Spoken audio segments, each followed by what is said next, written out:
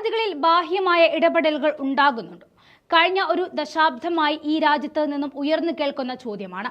ഇടപെടലുകൾ ഉണ്ടോ ഇല്ലയോ എന്ന് നമുക്ക് പറയാൻ സാധിക്കില്ല. പക്ഷേ ഒരു കാര്യം ഉറപ്പാണ്, ബാഹ്യ ഇടപെടലുകൾ ഉണ്ടെങ്കിൽ അത് ഈ രാജ്യത്തിന്റെ നിലനിൽപ്പിനെ തന്നെ സാരമായി ബാധിക്കും എന്ന കാര്യത്തിൽ ആർക്കും തർക്കമില്ല.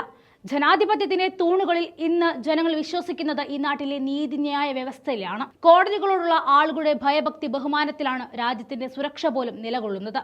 എന്നാൽ കഴിഞ്ഞ 10 വർഷമായി വലിയ ഭീഷണികൾ നാട്ടിലെ നീതിന്യായ കോടതിക്ക് പോലും നേരിടുന്നുണ്ട്.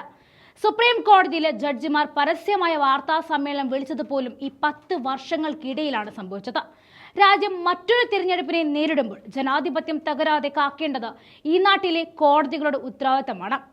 കോടതികളിൽ സേവനം അനുഷ്ഠിച്ച പിന്നീട് പുറത്തു വന്ന ന്യായാധിപന്മാർക്കും ഇന്ന് ആശങ്കയുണ്ട്.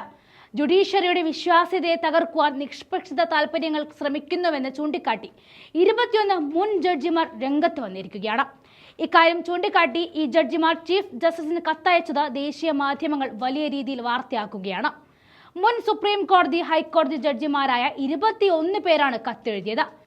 സുപ്രീം കോടതി ജഡ്ജിമാരായിരുന്ന ദീപക് വർമ്മ, കൃഷ്ണ മുരാരി, ദിനേശ് മഹേശ്വരി, MR ഷാ എന്നിവരടക്കമാണ് കത്തെഴുതിയിട്ടുള്ളത്.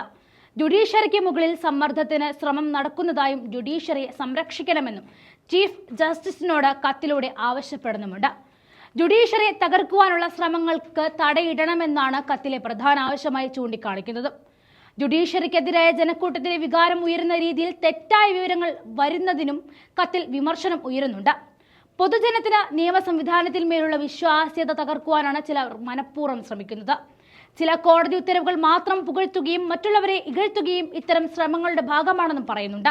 ഈ ശ്രമങ്ങളെല്ലാം തന്നെ ചില സ്ഥാപിത താൽപര്യക്കാരുടെ ശ്രമങ്ങളുടെ ഫലമാണെന്നും കത്തിൽ വിശദമാക്കുന്നുമുണ്ട്. ഇത്തരം സ്ഥാപിത താൽപര്യക്കാരുടെ തന്ത്രങ്ങൾ ശല്യപ്പെടുത്തുന്നതാണെന്നും കത്തിൽ മുൻ ജഡ്ജിമാർ വിശദമാക്കുകയാണ്. ജനാധിപത്യത്തിന്റെ തൂണുകളായി പ്രവർത്തിക്കേണ്ട ജുഡീഷ്യറിയെ രാഷ്ട്രീയ താൽപര്യങ്ങൾക്കായി ഉപയോഗിക്കുന്നത് ആശങ്ക പരത്തുന്നതാണെന്നും കത്തിൽ സുപ്രീം കോടതിയുടെ ശ്രദ്ധ തേടി ജഡ്ജിമാർ ചൂണ്ടിക്കാണിക്കുന്നു. പൊതുജനത്തിന് നിയമ സംവിധാനത്തിന് മേലുള്ള ആശങ്കയാണ് കത്തെഴുതുവാനുള്ള പ്രേരണയെന്നും ജഡ്ജിമാർ കോടതിയെ അറിയിച്ചിട്ടുണ്ട്. നേരത്തെ ഹരീഷ സൽവെ, പിങ്കി ആനന്ദ് അടക്കമുള്ള 600ഓളം അഭിഭാഷകരും സമാനമായി ആവശ്യം ഉന്നയിച്ച DY ചന്ദ്രചൂഡിന് കത്തയച്ചിരുന്നു. ഇതിന് പിന്നാലെ മുൻ ജഡ്ജിമാർ കൂടി രംഗത്ത് വന്നതോടെ ആശങ്ക വർദ്ധിച്ചിരിക്കുകയാണ്.